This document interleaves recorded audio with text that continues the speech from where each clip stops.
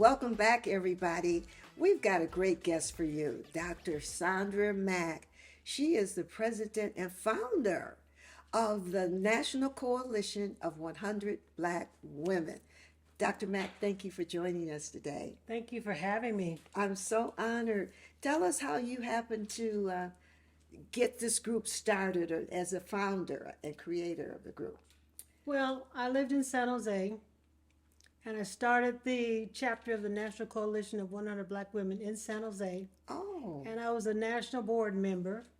And I told them, well, this is going to be my last board meeting. And they said, why? I said, because there's no chapter in Las Vegas. They said, well, you can start one. I said, well, I don't know anyone in Las Vegas. I knew two people. And so after I moved here, then I transferred my membership from my sorority and from, I belonged to Delta Sigma Theta sorority and I belonged to the Lynx. My husband belonged to the 100 Black Men. So we transferred our membership to those three organizations. And I got to know some women. And so I asked them if there was a need for the organization here. And they said yes. And so I gathered some of the ones that were interested in working with me to help me start the chapter here. wonderful. Good for you. They knew you were a go-getter. They weren't going to let you off the hook talking about your last board meeting. So that was wonderful. And what is the mission of the National Coalition of 100 Black Women? The National Coalition of 100 Black Women is an organization that advocates for women of color, mainly African American, in the areas of health, education, and economic empowerment. Good. And how do you accomplish some of those things? Well, we have programs in those areas of health, education, economic empowerment. And we also have a public policy committee where we do advocacy. Very nice. How do you reach young women? Well, when we get ready to bring in members, we have a meet and greet. And we let people know that we're going to have a meet and greet, and they're invited to attend, and they can come and find out who we are, what we're all about. We let them know that we are not although we do social events and community events, we are not a social organization. We are not a community service organization. We're an advocacy organization. Okay. Which means we do things to influence the decision makers in the areas of health, education, economic empowerment. Give us an example of how you advocate for the community. Okay, in the areas of health, we do something every year on World AIDS Day. We, all year long, we do things on breast cancer awareness, and we concentrate in the month of October, but we do things all year long. We have webinars and we have Zoom presentations on in the area of the I can't even think of the term of the word that we use, but on issues that affect women's health. Yes, And yes. we've had some that deal with mental health, so that's another area that we deal with in the area of health. Excellent. In education, we have programs. We have a mentoring program with the juvenile justice system where we work with the young women who are incarcerated. Good. We are partners with the Nevada Homeless Youth Organization. We have a senior program where we do technology training for seniors. We have a robotics program where we have students build robots. And last year, we had some issues because of the pandemic, but we had a group of students that did go through for the whole year for the robotics program. They built their robots. They were very happy. We did not get the robot completed in time for the state competition, but we're going to be ready this year. But you're saying you actually taught students how to build robots? We buy the kits with all the parts. Yes. We meet with them every week, and they pick out the parts, and they put together and build the robots. After the robots are built, they program them. Excellent. That is so wonderful. Now, how many students went through this program? Well, last year we only came up to 20, but this year we have 40. Only? That's wonderful. We have 43 installed involved this year. Excellent. So you've doubled the And amount they of are students. Good for third, you. fourth, and fifth graders. Excellent. Now, And we that's have the a- wave of the future. You talk about giving the kids something. You give them those kind of skills, and they're ready. We have That an is so apple coding beautiful. program where for 10 weeks we had a program twice a week where the students were taught by Apple. The Apple provided the iPads and they provided the instruction, and they did Apple coding, and Nice. they graduate next week. Can you code?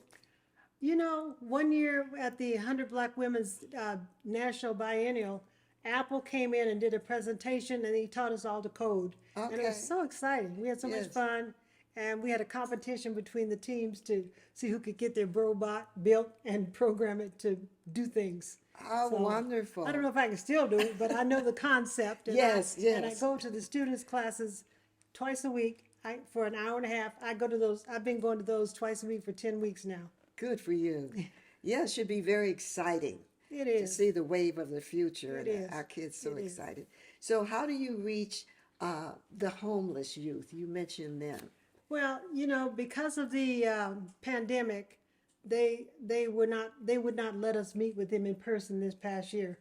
But now they have said we can start meeting them in person, and in order to work with them, we have to go online and take their training program and have our fingerprints back done. Good, good. And so I've done all that, and so my second vice president informed me that they're ready to go and ready to let us in.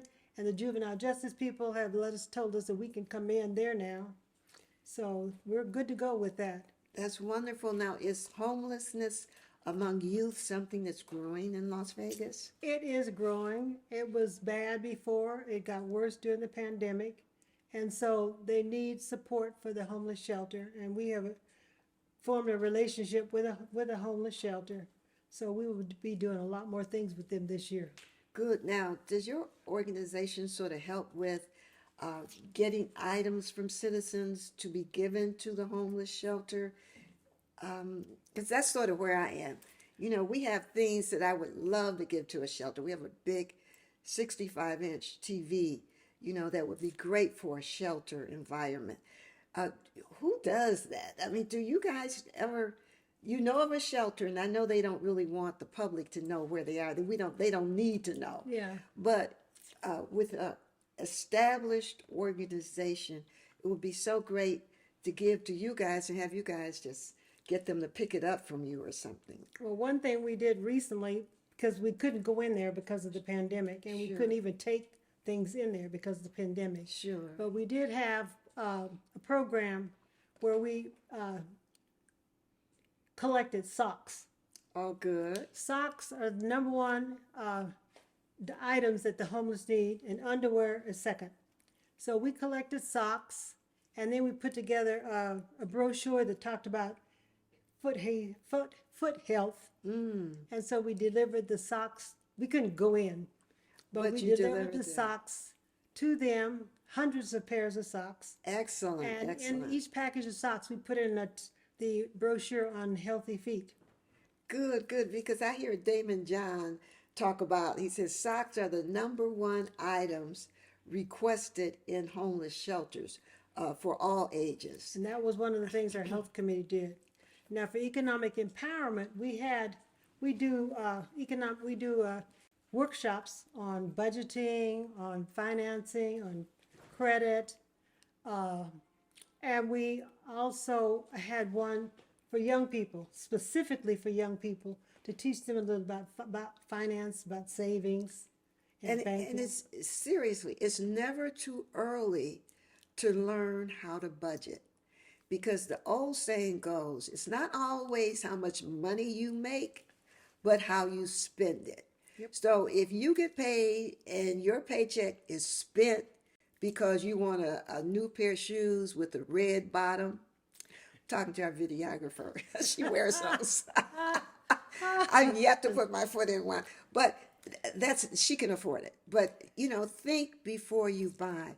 Is it something you need or something you want?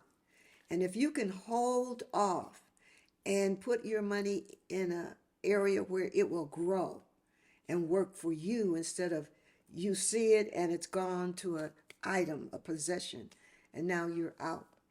But that is so good. How do you teach these kids the the budget things, the finance, do you guys come together? Do you do it by Zoom? We did it by Zoom this Nice. past year. Nice. And we had games so they could learn about credit, about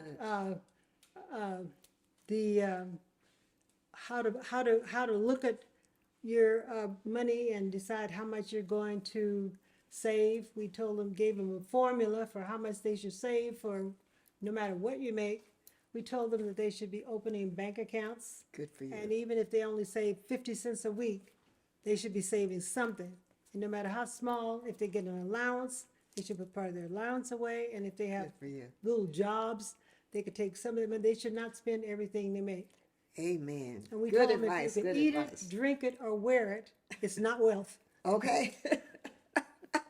That's easy to remember for them. That's great. That's great. What are some of your annual events that you guys have? So every year we have our Madam C.J. Walker Luncheon, and that is our major fundraiser where we raise money for our programs. And we have some very generous sponsors who help provide money so that we don't have to depend on just the ticket sales from our luncheon. The next one is going to be May 22nd, 2023. But more recently, we have our African fashion show, and that will be in February. I think it's February 26th. And we showcase designers, and we showcase stores who sell African garments, and we use non-traditional models. Because some of our models are as old as I am, and some of them are children, and some of them are as small as size 4 and 6, and some of them are as large as size 20. And that's how the population is. That's the way to go.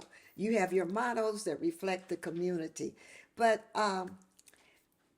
will you bring your flyer back and when you get ready for your fashion show and let us run it on the show? I will send it to you. You're welcome to come back yourself. We're always honored and glad to have you with us. You're an icon in the community. You have worked so diligently and so hard, really, for others. You're a beautiful, beautiful spirited person. Well, thank and you. we are just honored to have you on Judge Angel's All Stars. So we're going to be looking for more information. Oh, thank you. Stay tuned, folks. We've got 1 or 2 or 3 things for you just yet.